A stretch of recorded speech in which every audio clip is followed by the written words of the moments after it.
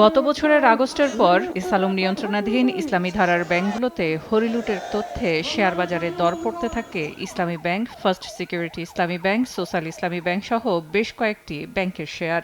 খেলাপি ঋণ, ব্যাংকের সক্ষমতা, তারল্য দায়ের অসমন্বয় অবস্থানের কারণে অনেক ব্যাংক নিয়েও প্রশ্ন ওঠে।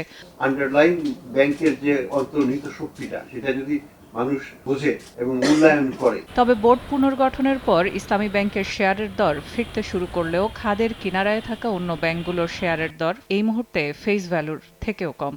অন্যদিকে দুর্বল ব্যাংকের আমানতকারীরা বাণিজ্যিক ব্যাংকে যুক্ত হওয়ায় কয়েক গুণ বেড়েছে এসব ব্যাংকের শেয়ার। গত ৩ মাসের হিসেবে শেয়ার বাজারের সর্বোচ্চ লেনদেন হওয়া ৫টি প্রতিষ্ঠানের মধ্যে ব্র্যাক ব্যাংকের শেয়ারের দর বেড়েছে ৩০% এবং সিটি ব্যাংকের শেয়ারের দর বেড়েছে ২৫.২৬%। এর পরপরই প্রতিযোগিতায় এগিয়ে আছে মিডল্যান্ড ব্যাংক। মনে হয় যে কিছু ব্যাংক ইসলামী ব্যাংকের মতো হয়তো উত্তরণ পেয়ে যাবে, বাকি ব্যাংকগুলোর সমস্যা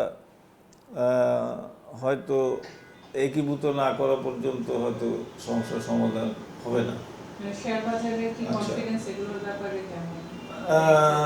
তেমন কনফিডেন্স নাই, বাট এই সকল ভালো ব্যাংক যেগুলো আছে সেগুলোর উপরে মোটামুটি কনফিডেন্স আছে। এই মুহূর্তে শেয়ার বাজারের তালিকাভুক্ত ব্যাংক ৩৬টি।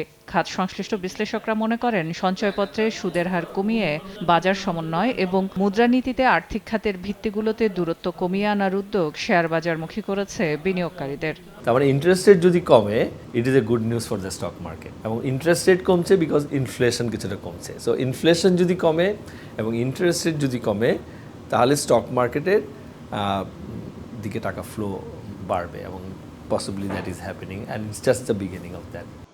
একই সাথে শেয়ার বাজারকে শক্তিশালী করতে ঢাকা স্টক এক্সচেঞ্জের ক্ষমতায়ন বাড়ানো ও শেয়ারের দর বাজার ভিত্তিক ছাড়ার পরামর্শ খাত সংশ্লিষ্টদের। সিলিয়া সুলতানা, সময় সংবাদ, ঢাকা।